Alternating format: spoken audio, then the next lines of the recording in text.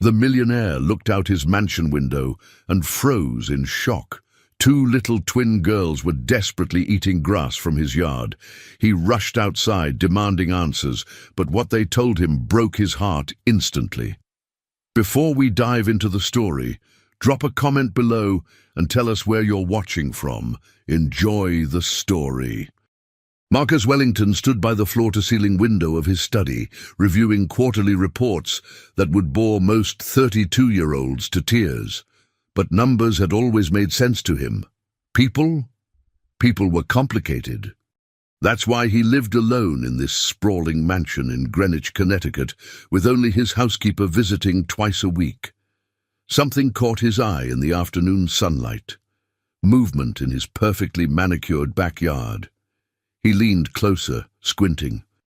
Two small figures were crouched near the rose garden, their blonde hair catching the light like spun gold. Children? In his yard? Marcus dropped his papers and rushed downstairs, his heart pounding with a mixture of concern and confusion.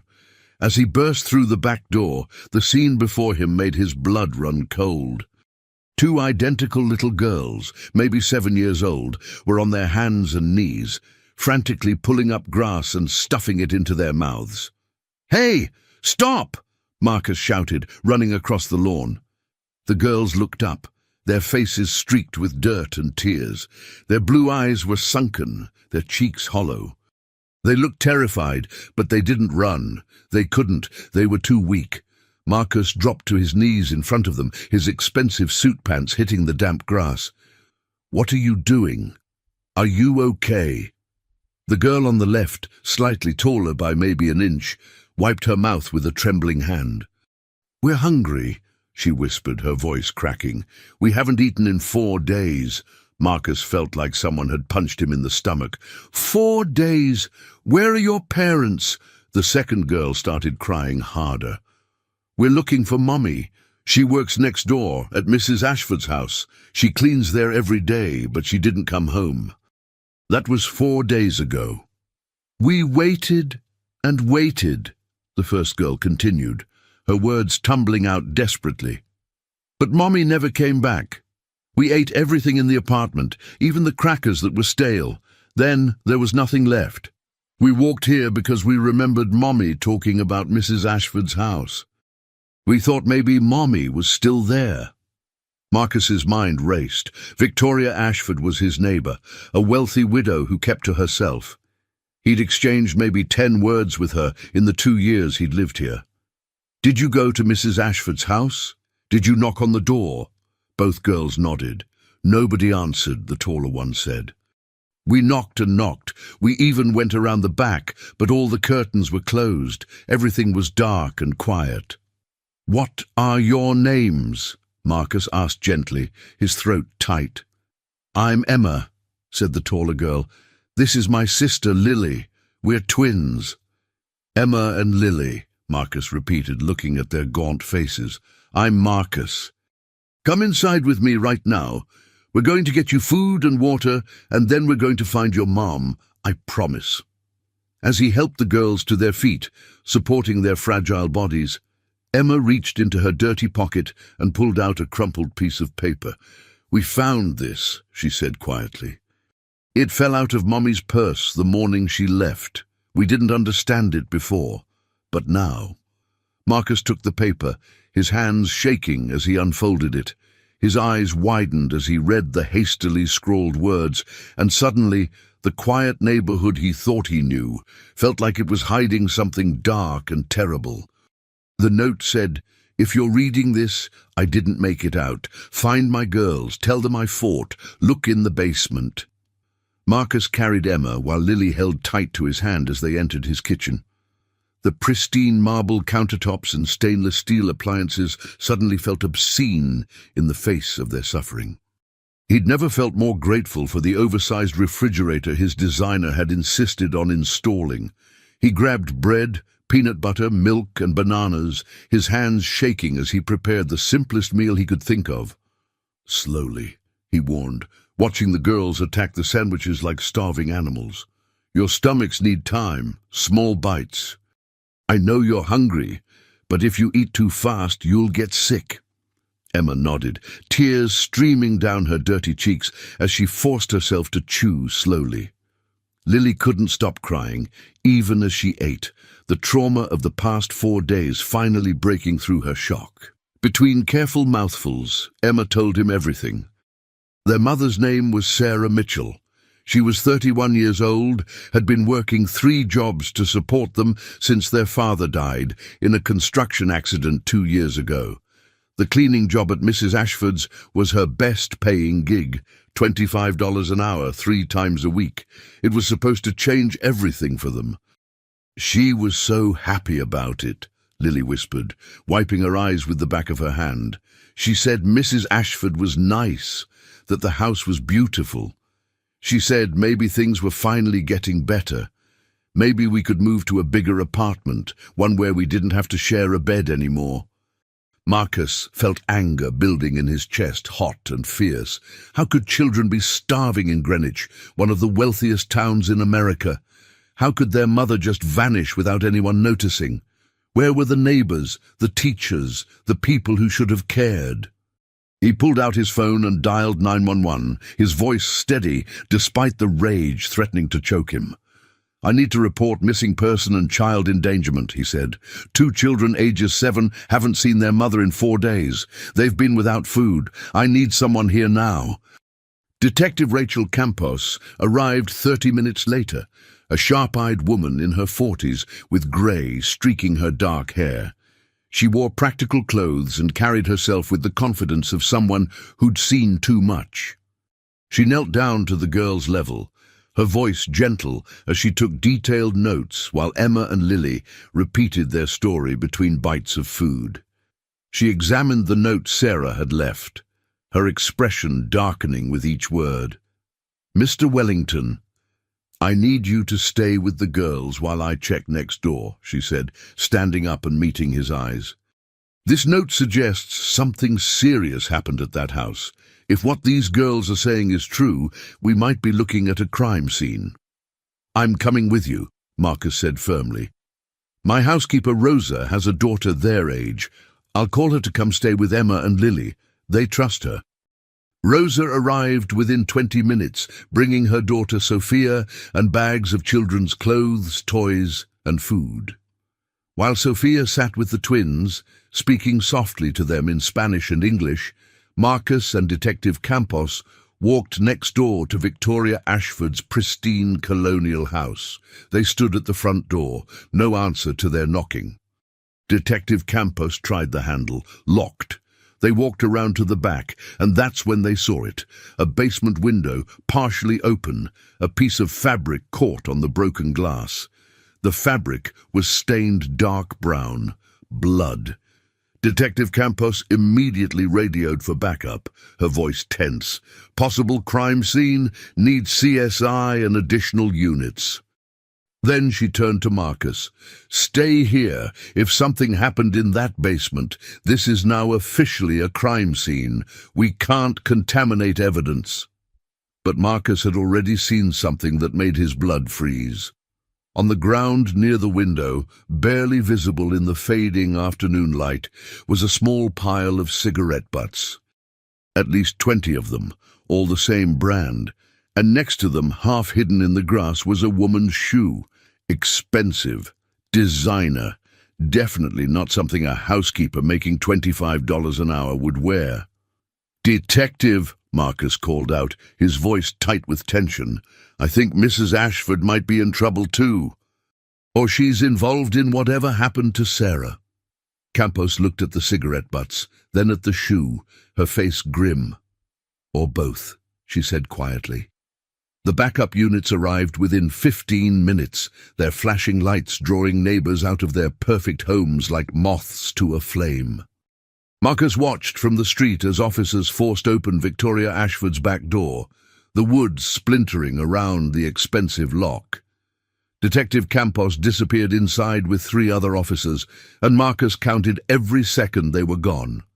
17 minutes. That's how long it took before Campos emerged, her face pale beneath her tan, her hands shaking slightly as she pulled out her phone.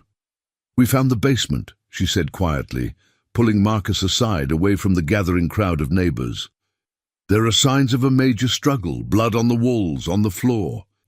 Not a lot, but enough to indicate violence, broken furniture, and there's something else you need to know, something that changes everything about this case." She showed him a photograph on her phone, and Marcus felt his stomach turn. It was a wall in the basement, covered with photographs, names, dates, and detailed notes.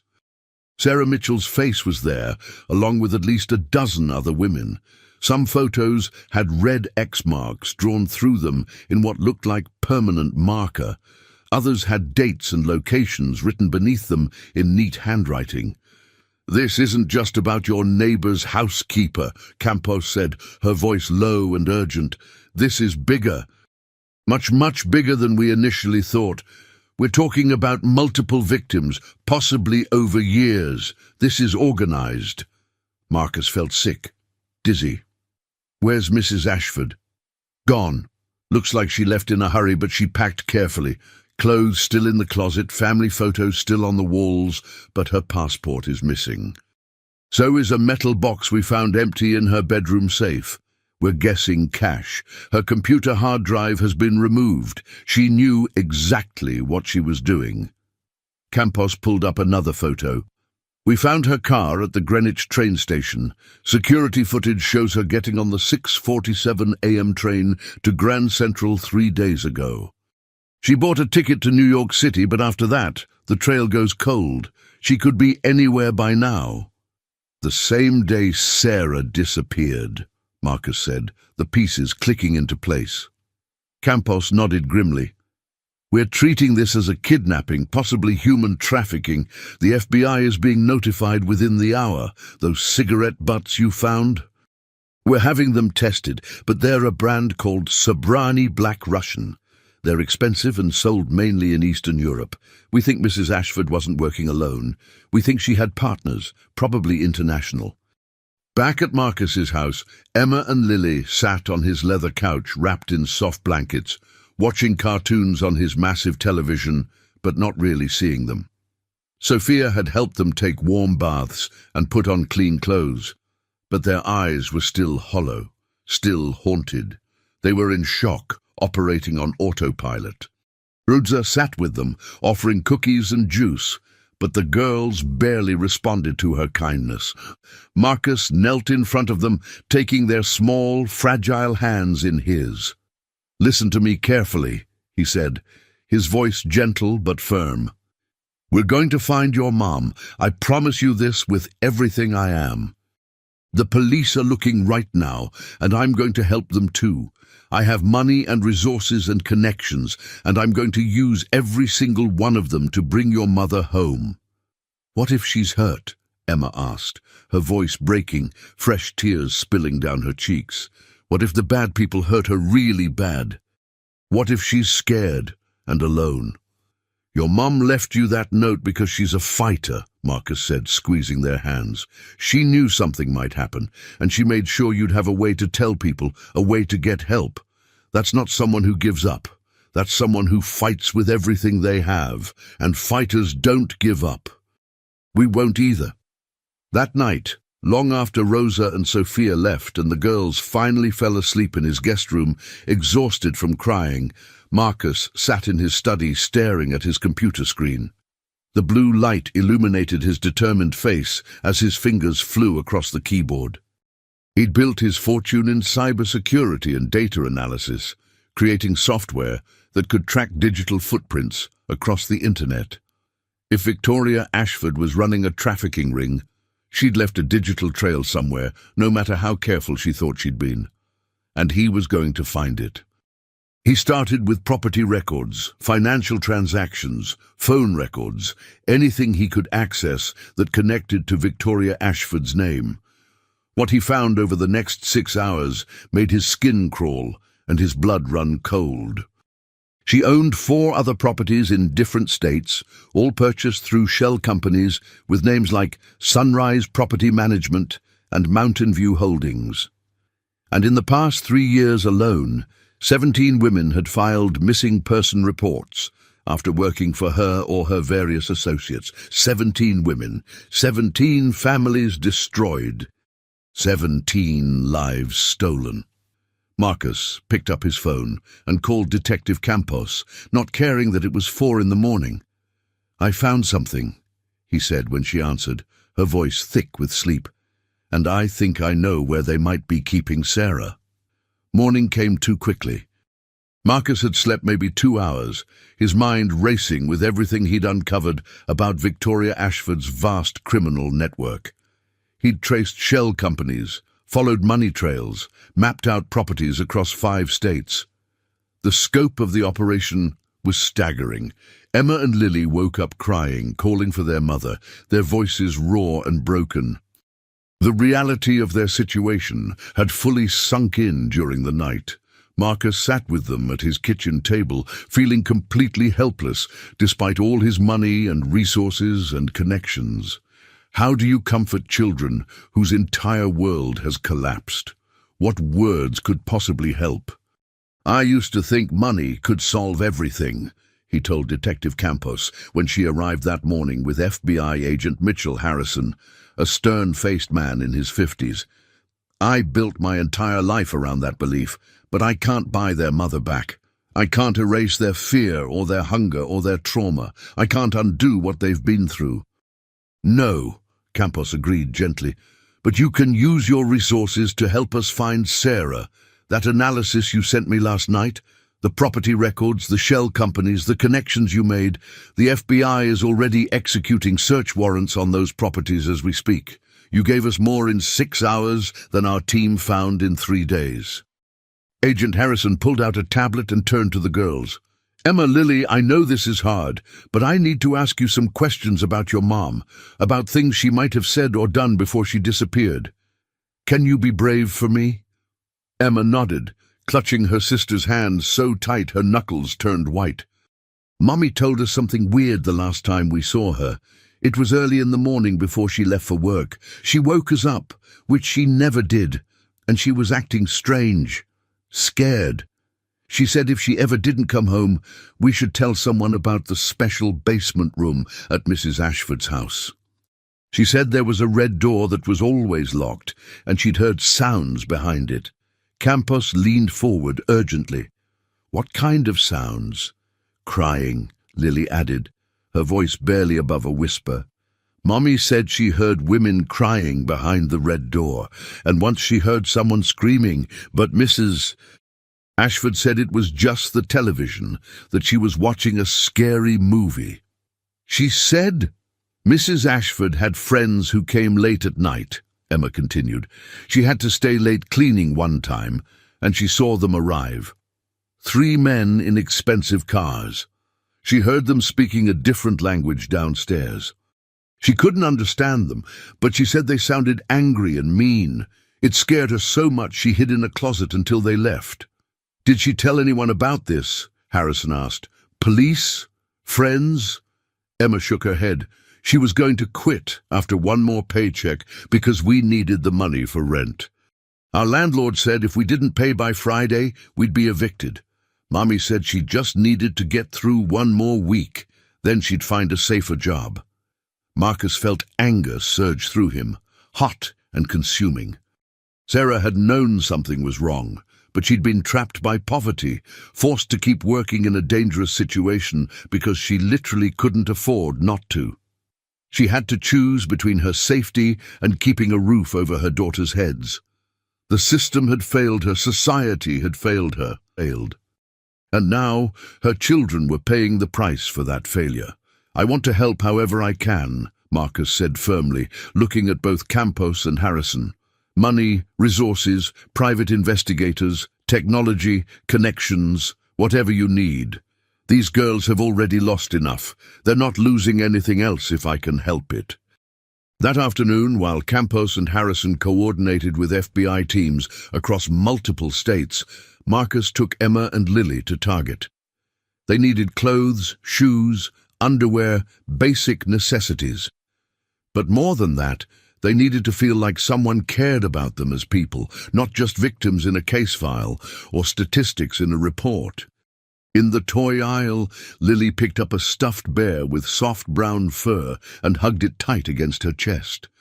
"Mommy couldn't afford to buy us toys," she whispered, tears running down her face. "We'd go to stores sometimes just to look. She always said maybe next month when things were better, maybe for our birthday, but things never got better." Marcus crouched down to their level, his throat tight with emotion. "Your mom loves you more than anything in this world. She was doing everything she possibly could with what she had.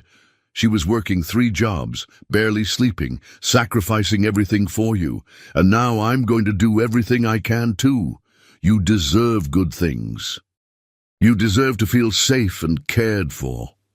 Emma looked at him with those haunted blue eyes that seemed far too old for her 7-year-old face. "Why are you helping us? You don't even know us. We're nobody to you." Marcus thought about his own childhood, growing up in foster care after his parents died in a car crash when he was 8.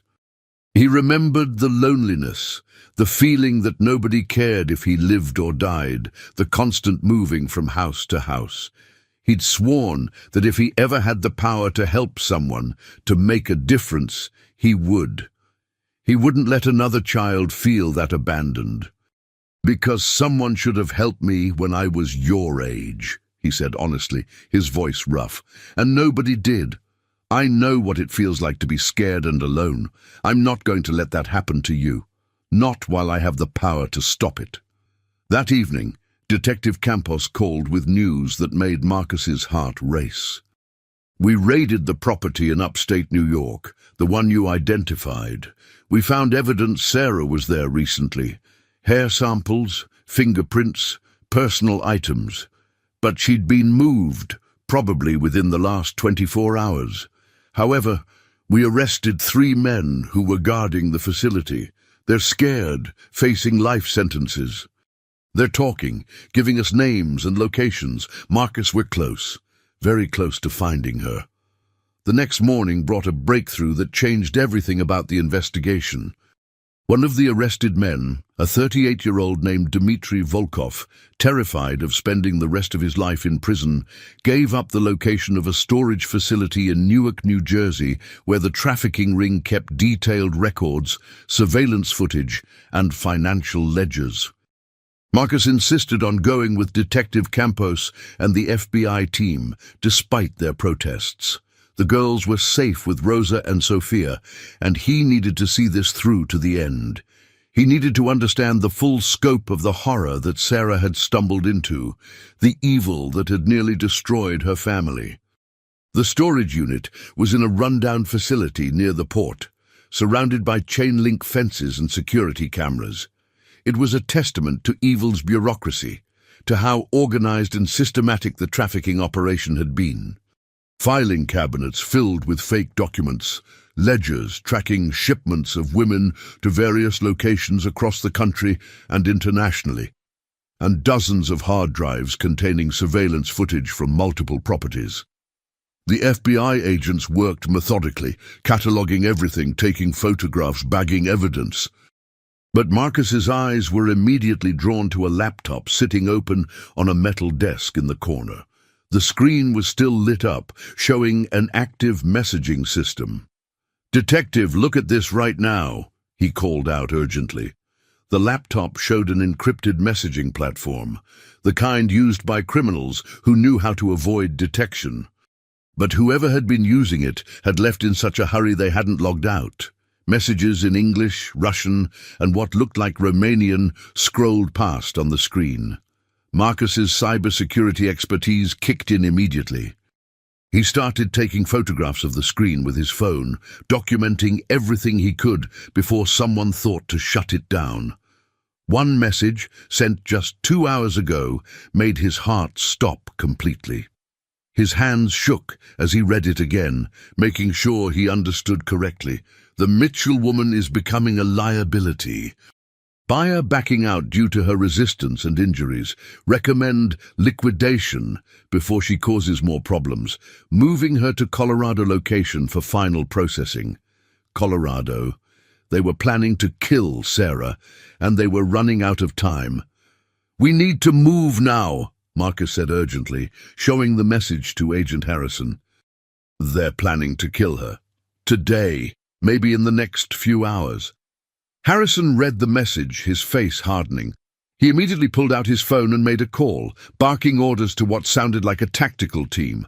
Within minutes, a plan was forming. The FBI had been tracking suspicious activity at a remote property in the Rocky Mountains near Aspen, a supposed wellness retreat that was actually a transfer station for trafficked women before they were moved to their final destinations. If Sarah was there, they had maybe 24 hours to save her life. Mr.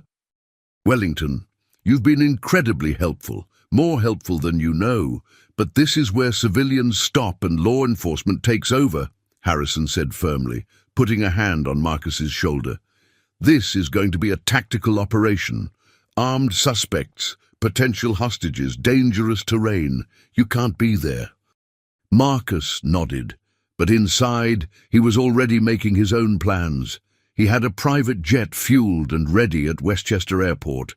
He had contacts in Colorado, security professionals he'd worked with over the years. If the FBI raid went wrong, if they needed backup or medical support or extraction, he would be there. Those girls weren't losing their mother, not if he could help it. Back in Greenwich, Emma and Lily were drawing pictures at his kitchen table when he returned. Emma had drawn her mother with angel wings, surrounded by flowers. Lily had drawn all four of them holding hands in front of Marcus's house, with a big sun shining overhead. "We had a dream last night," Emma said quietly, not looking up from her drawing. "Both of us, the exact same dream at the exact same time. We woke up together and told each other about it." "What did you dream?" Marcus asked, sitting down with them. "Mommy was cold and scared in a dark place," Lily said, her voice trembling. "But she was fighting. She was fighting so hard to get back to us. She kept saying our names over and over." Marcus felt chills run down his spine. "Your mom is the strongest person I've ever heard of. And tomorrow the police are going to bring her home. I believe that with my whole heart. I believe it with everything I am." That night, he couldn't sleep.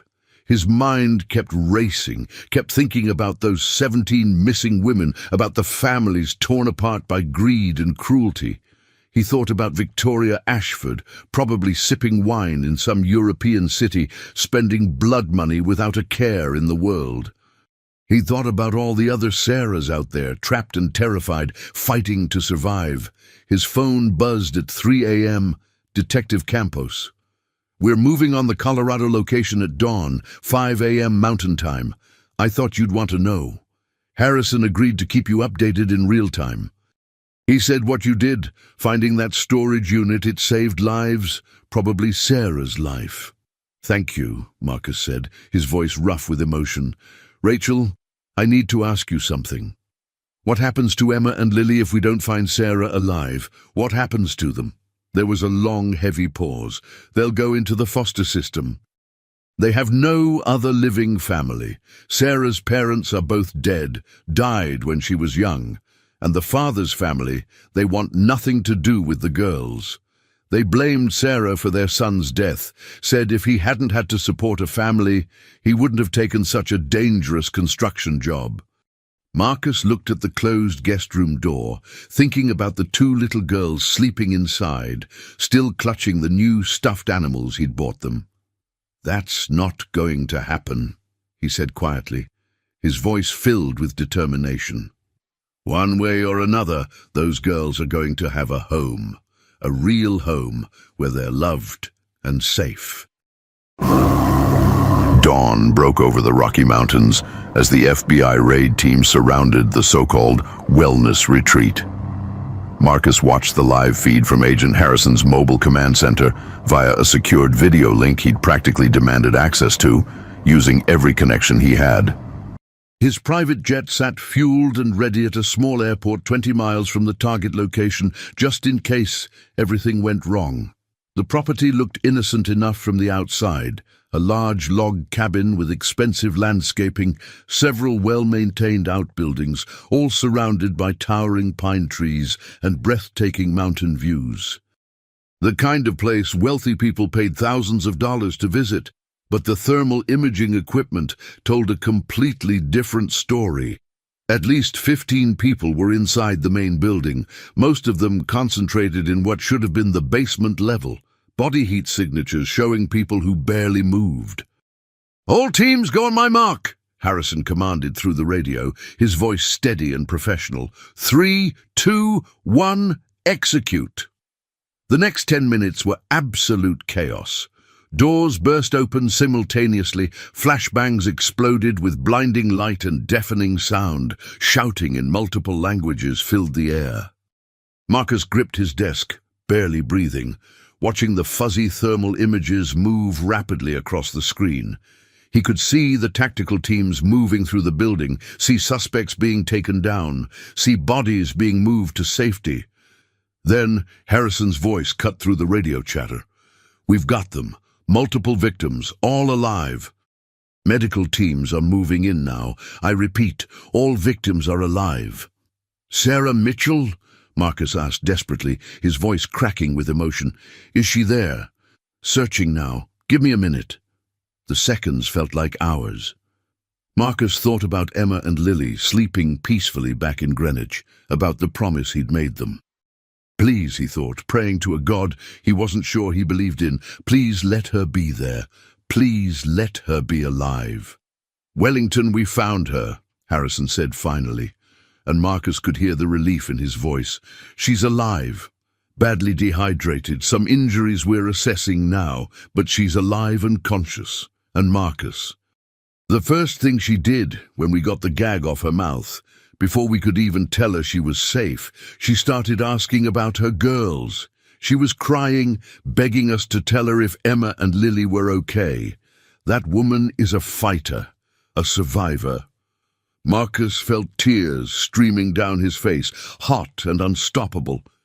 He hadn't cried since his parents' funeral 24 years ago, but now he couldn't stop. "Can I talk to her? Can you put me on with her?" "Not yet. She's being transported to the hospital right now for evaluation. But I can tell you this, and it's going to be important for the case. She gave us names, locations, details about the entire operation, bank account numbers, names of buyers, routes they used, everything. Victoria Ashford is going to spend the rest of her life in federal prison, along with everyone else involved in this. Sarah Mitchell just took down an international trafficking ring. The next hours were a blur of activity. Marcus woke Emma and Lily with the news, and their screams of joy made Rosa come running from the kitchen, thinking something terrible had happened. For the first time in 5 days, the girls smiled real smiles, laughed real laughs, looked like actual children instead of traumatized survivors. "When can we see her?" Emma asked, bouncing on the couch with more energy than Marcus had seen from her. "When is Mommy coming home?" "Soon, sweetheart," Marcus promised, kneeling down to look them in the eyes. "She's in the hospital right now, getting checked out by doctors, making sure she's healthy, but she's going to be okay. Your mom is a hero. She helped catch the bad people." But that afternoon, as Marcus prepared to fly everyone to Colorado on his private jet, Detective Campos arrived at his house with a troubling update. Her face was grim, worried. "Sarah's being protected as a material witness in federal custody, which is good," she said quietly, speaking so the girls wouldn't hear, "but there's a problem. We arrested 17 people yesterday in coordinated raids, but Victoria Ashford wasn't among them. She's disappeared completely, gone underground, and we found evidence on one of the seized phones that she hired someone, a professional, to clean up loose ends. Marcus, Sarah, and the girls might still be in serious danger. As long as Ashford is out there, they're targets." Marcus felt his jaw tighten, felt that protective rage building again. "Then they're staying with me until this is completely over.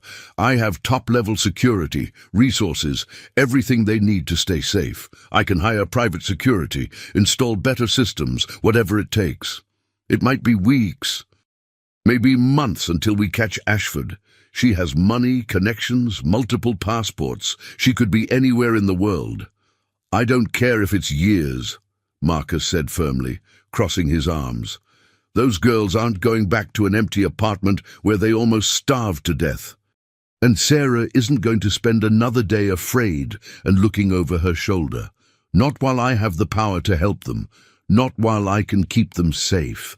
That evening, Marcus's private jet touched down at a small airport near Aspen. A FBI escort met them and drove them to the hospital where Sarah was being kept under guard. The moment Emma and Lily saw their mother in that hospital room, the sound of their reunion broke something open in Marcus's chest, some wall he'd built around his heart years ago. Sarah was thin, so thin her bones showed through her hospital gown. She had bruises on her arms and face, stitches above her left eye, bandages on her wrists where she'd been restrained. But she held her daughters like she'd never let go, like they were the only things keeping her anchored to the earth.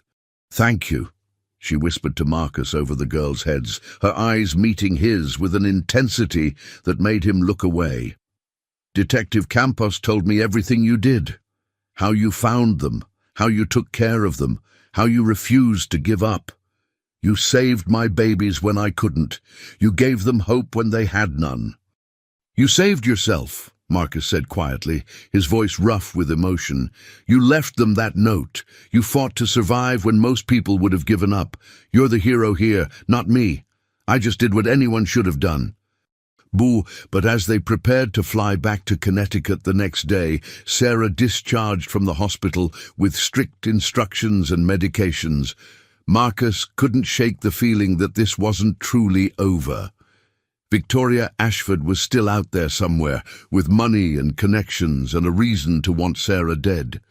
The woman had built an empire on human suffering, and people like that didn't forget witnesses who could destroy them. The real battle, Marcus realized as he watched the mountains disappear beneath the plain, was just beginning. The first week at Marcus's mansion was harder than anyone expected.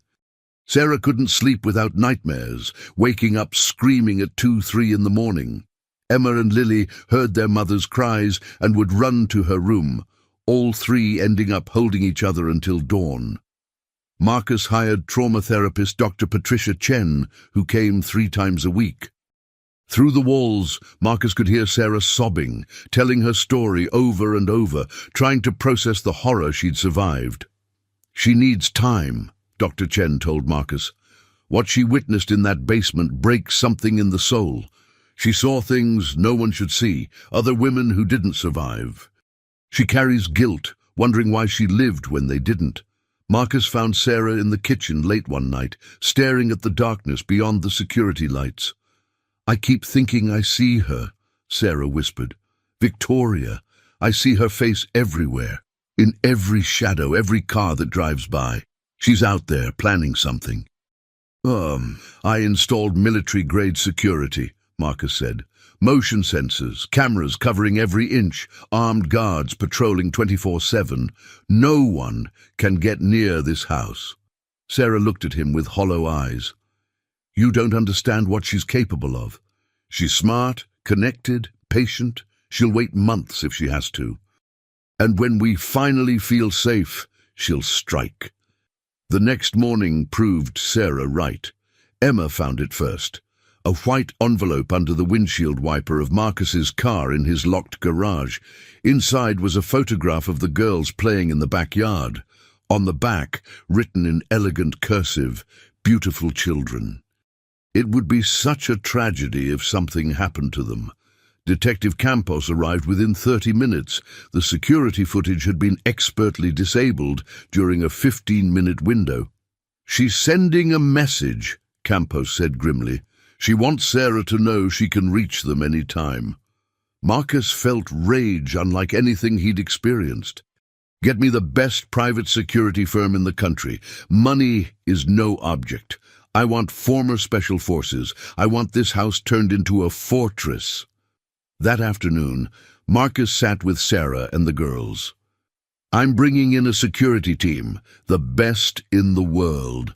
Armed guards here 24/7. You might find it scary, but they're here to protect you." Emma looked at him with ancient eyes. "Are we going to die?" "No," Marcus said firmly. "I promise you, that woman has already taken too much. She doesn't get to take anything more." By evening, 6 former Navy SEALs had transformed his home into what team leader Jack Morrison called a hard target. New cameras, reinforced doors, panic rooms, armed patrols. That night, Marcus found Lily at her window, watching a guard patrol with a rifle. "Are you scared?" he asked. She shook her head. "No. I feel safe. For the first time since Mommy disappeared, I feel safe." She reached for his hand. "Thank you for not giving up on us." Marcus knelt down, his throat tight. "You 3 are the bravest people I've ever met. You deserve to feel safe and happy, and I'm going to spend every day making sure you are." As he tucked her in, Marcus realized something that both terrified and thrilled him. These weren't just people he was helping anymore. They'd become his family. 3 weeks passed, and slowly, life found a new rhythm. Sarah started physical therapy for her injuries. The nightmares became less frequent. Emma and Lily enrolled in school, and Marcus hired a tutor to help them catch up. Jack Morrison's security team became constant, but comfortable. Marcus watched Emma teaching guard Derek how to play hopscotch. He watched Lily critiquing his cooking with guard Maria. The girls were resilient in heartbreaking ways. Sarah struggled most. She'd been the sole provider, the strong one. Now she was dependent on Marcus for everything. "I need to work," she told him one morning. "I need to contribute. I can't just live here like some charity case." "You're not a charity case," Marcus said. "You're recovering from trauma that would break most people." "I've had enough time. I need purpose," Marcus thought carefully. "I've been thinking about starting a foundation for trafficking survivors. Legal support, housing, therapy, job training. I don't know the first thing about running it, but you do. You've lived it. You could design programs that actually work." Sarah stared at him, tears forming. "You're serious?"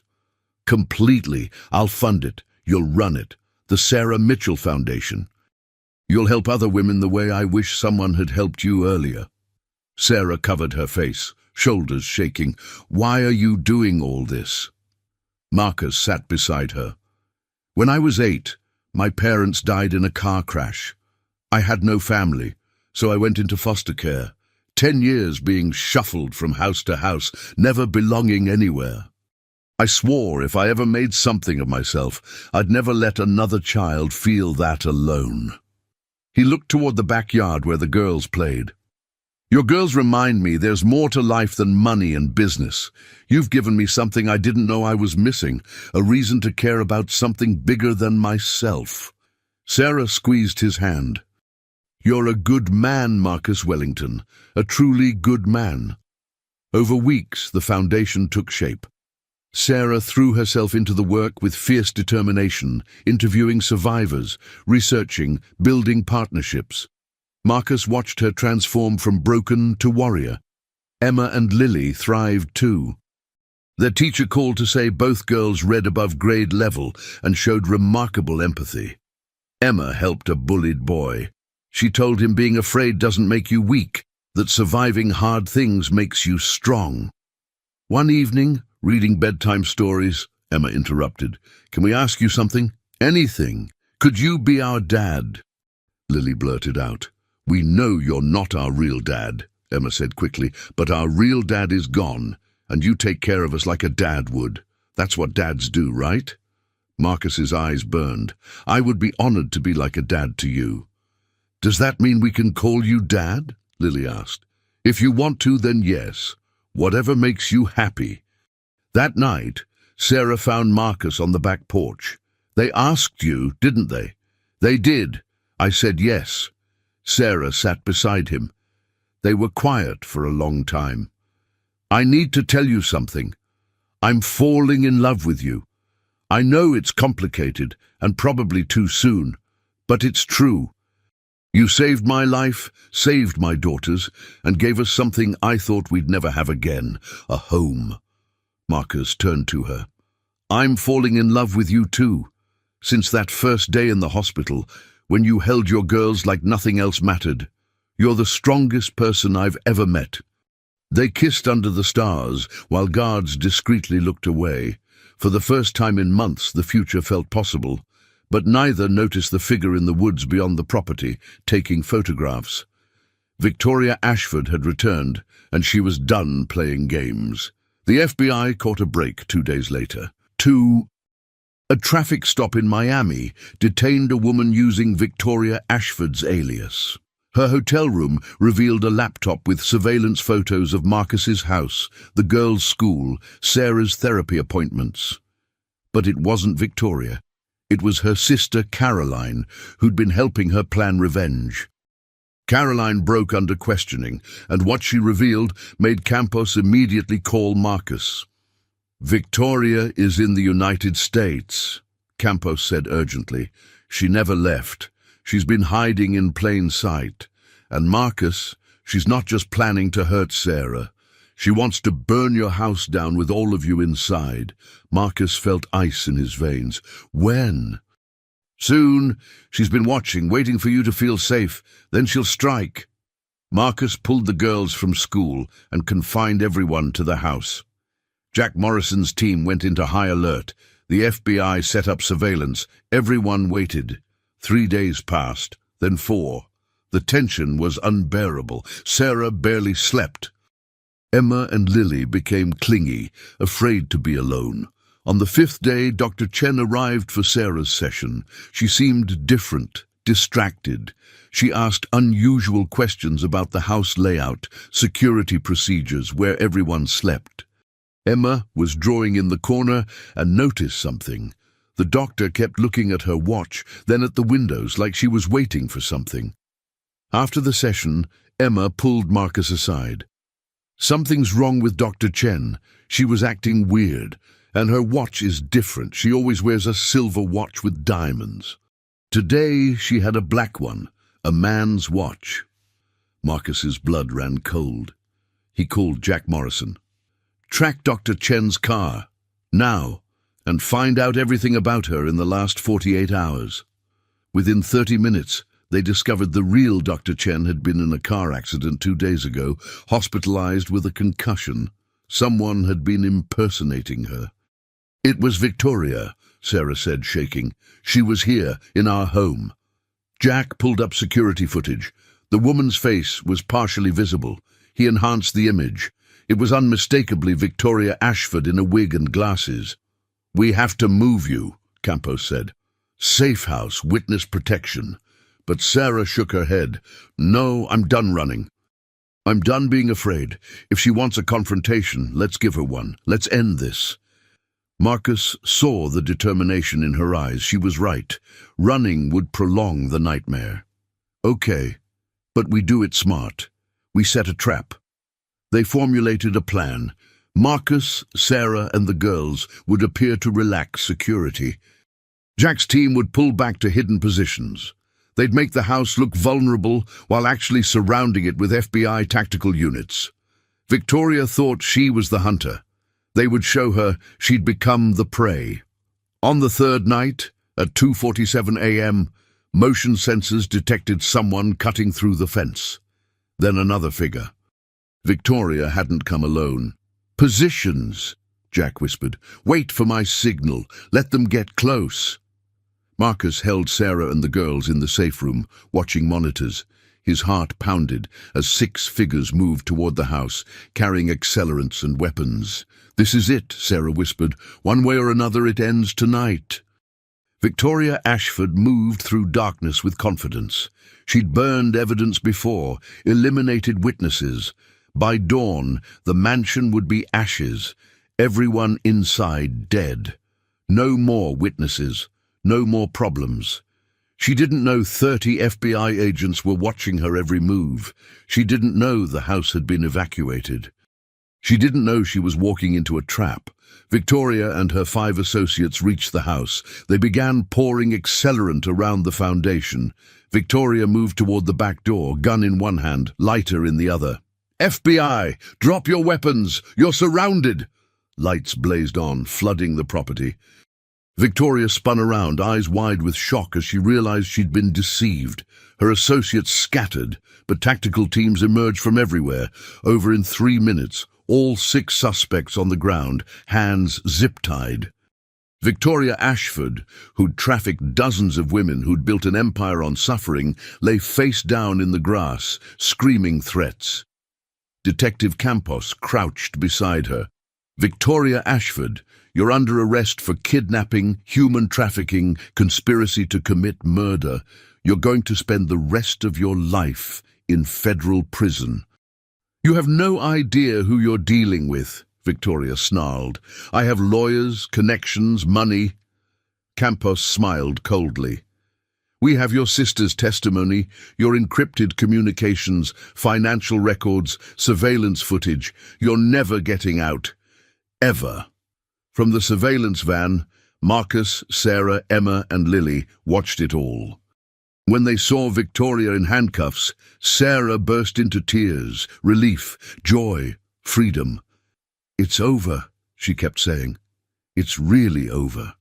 The girls hugged their mother, then threw their arms around Marcus. "You saved us again," Emma whispered. The night had one more surprise. In Victoria's bag, a detailed ledger documenting every transaction, every victim, every associate in her network. A complete record of her crimes. Agent Harrison approached Marcus as the sun rose. "This ledger will break open trafficking cases across 6 countries. We're talking hundreds of arrests, thousands of potential victims identified. What Sarah went through is going to save countless lives." Later that morning, FBI analysts made a horrifying discovery in the ledger. Victoria hadn't just been trafficking women, she'd been selling babies, stealing children from desperate mothers. One entry made Sarah's blood run cold. Mitchell twins, potential high-value assets. Mother-resistant, but children would fetch 2 WIM plus on international market. Recommend separation and liquidation of mother. Victoria had been planning to sell Emma and Lily. If Sarah hadn't left that note, if the girls hadn't found Marcus, the twins would have disappeared forever. Sarah held her daughters as the full horror sank in. "You're safe now. Nobody is ever going to take you from me again, nobody." Marcus watched federal agents pack up equipment, watched the sun rise. The nightmare was finally over. Victoria would face justice. The network was destroyed. Emma and Lily were safe. He'd started as a lonely millionaire who worked too much and felt empty. Now he was part of a family, built not on blood but on love and survival and choice. Detective Campos approached before leaving. "You did something remarkable, Marcus. Most people would have called 911 and walked away. You stayed. You fought." "They saved me as much as I saved them," Marcus said. "Maybe more." 2 months after Victoria's arrest, life had transformed completely. Victoria awaited trial, held without bail, facing 17 consecutive life sentences. Her network had collapsed, with arrests across 3 continents. The Sarah Mitchell Foundation officially opened in downtown Greenwich. Sarah hired a staff of 12, including 3 survivors who wanted to help others. The foundation provided crisis intervention, housing, legal assistance, therapy, and job training. Their first client was Maria, trafficked from Honduras. Sarah sat with her for hours, holding her hand, telling her own story, showing Maria that survival was possible. Emma and Lily thrived. They'd made friends at school, joined soccer, and saw their own therapist weekly. One afternoon, Marcus picked them up from practice and found Emma crying. "What's wrong?" he asked. "Nothing's wrong," Emma said. "I'm just happy. I was thinking about when we were eating grass in your yard, how scared we were. And now we play soccer. We have friends. We have a home. We have you and Mom. It's like a miracle." Marcus pulled over, eyes blurring. You girls are the miracle. You survived something that would break most adults. Can we really call you Dad? Lily asked quietly. Like for real? Forever? Marcus turned around. I've been meaning to talk to you and your mum. I want to adopt you both, if that's what you want. I want to be your dad legally, not just in our hearts. The girls screamed with joy. That evening, Marcus proposed to Sarah with a ring and flowers, both girls present. He knelt in the living room. Sarah Mitchell, you are the bravest, strongest woman I've ever met. You've shown me what real courage looks like. Will you marry me? Will you let me spend the rest of my life making you and the girls as happy as you've made me? Sarah pulled him up and kissed him, crying and laughing. Yes, of course, yes. The wedding was small, held in Marcus's backyard on a beautiful October afternoon. Detective Campos, Agent Harrison, Jack Morrison's team, Rosa, Sophia, and Sarah's foundation staff attended. Dr. Chen officiated. Emma and Lily were flower girls in matching lavender dresses. When Marcus and Sarah said their vows, both girls cried, understanding how miraculous this all was. After the ceremony, Agent Harrison approached with an update. Victoria's trial starts next month. The evidence is overwhelming. She'll die in prison. There's more. Because of Sarah's testimony and that ledger, we've identified and rescued 73 trafficking victims across 8 countries. 73 women and children are free because of what your family went through. Marcus looked at Sarah, laughing with the girls. I'm just grateful we made it through, that we found each other. That evening, after guests left and the girls were asleep, Marcus and Sarah sat on their porch swing, watching stars.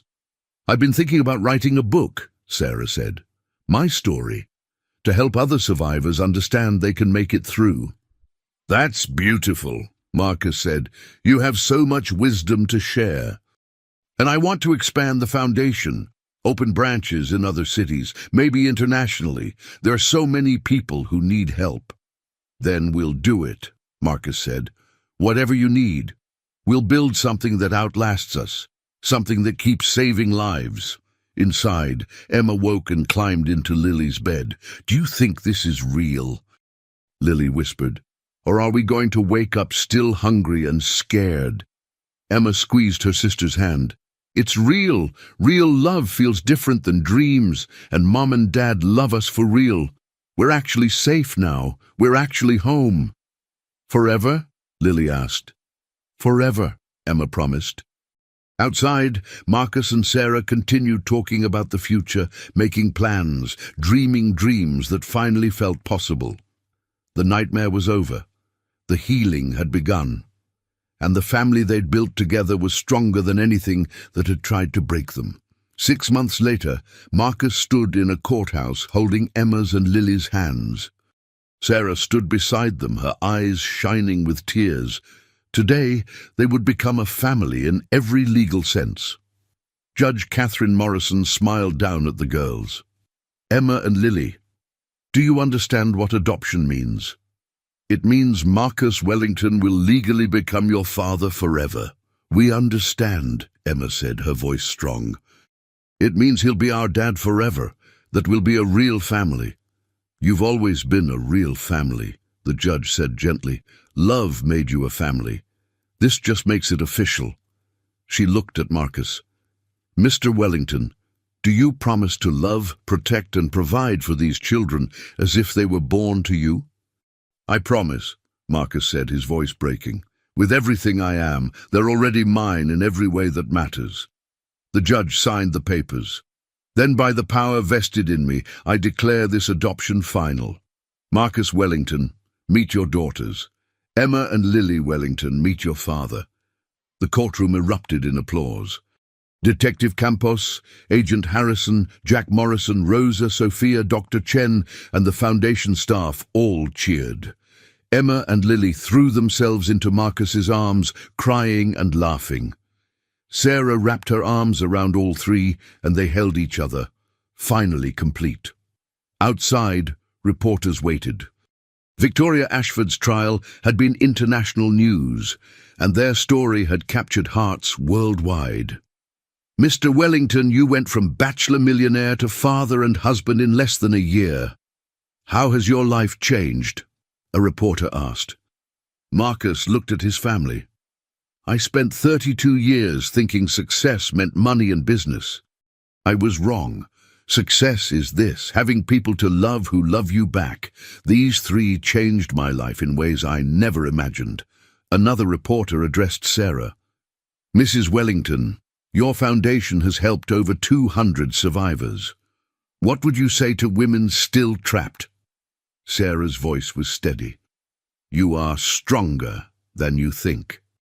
You can survive things you never believed possible. On the other side of darkness, there is light, there is hope. Don't give up. Someone out there cares, even if you haven't met them yet." That evening, Emma stood before them with a notebook. "I wrote this for school. It's called The Day We Ate Grass." She read, "We were so hungry we ate grass from a stranger's yard. We thought we were going to die. We thought nobody cared. But then a man came running out, and he looked at us like we mattered. He fed us and promised to find our mom. He kept every promise. That stranger became our dad. That terrible day became the day our real life started." Marcus couldn't speak. He opened his arms and Emma ran in, followed by Lily and Sarah. They held each other tight, this family built from desperation and love. Later, Sarah asked quietly, "Do you ever think about how close we came to losing everything?" "Every day," Marcus admitted, "if things had gone just slightly differently." "Maybe we were meant to find each other," Sarah said. "Maybe we were always meant to build this." The next morning, Agent Harrison called with news. "Victoria Ashford was sentenced yesterday. 17 consecutive life terms. She'll die in prison." He paused. "Because of your testimony, Congress passed new legislation. Stronger protections for trafficking victims, harsher penalties for traffickers. You changed the system." That Sunday, they planted a Japanese maple tree in their backyard. "This is for everyone who survived," Sarah explained to the girls. "This tree will grow strong, just like survivors do, just like we did." Emma looked up at Marcus. "Dad, will we always remember the day we ate grass?" Marcus knelt down. "Probably, but not because it was terrible, because it was the day everything changed, the day our family began." "I'm glad we found you," Lily said. "I'm glad too," Marcus replied, "more glad than I can ever express." That night, the Wellington family sat together on their porch. Security cameras still watched, but they were simply protection for something precious. Sarah rested her head on Marcus's shoulder. "We made it. Against all odds, we made it." "We did more than make it," Marcus said. "We built something beautiful. And we'll spend our lives helping others do the same." The girls fell asleep between them. Marcus and Sarah carried them inside, tucking them into beds filled with toys and books and evidence of childhoods being lived fully. In Lily's room, Marcus noticed a drawing on the wall. 5 figures holding hands, with an angel above labeled, "Our first dad in heaven." Below it, 2 dads loved us. We are the luckiest girls in the world. Marcus stood there, overwhelmed by the resilience of children, by their capacity to love fearlessly, despite everything they'd survived. The house settled into peaceful quiet. Tomorrow, Sarah would help another survivor at the foundation. Marcus would review expansion plans.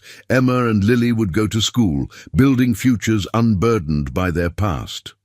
Marcus walked to his bedroom, where Sarah was reading her book manuscript. She looked up and smiled. "I love you," he said simply. "I love you too," Sarah replied. "All of us, together, forever." Outside, the Japanese maple they'd planted swayed in the breeze, its leaves catching moonlight, small now but growing, resilient, strong, exactly like the family that had planted it. The nightmare that began with two starving children eating grass had ended with a family bound by unbreakable love. The healing would continue, the work would go on, but the foundation was solid, and the love that saved them all burned bright enough to light the way for others still searching for their own way home.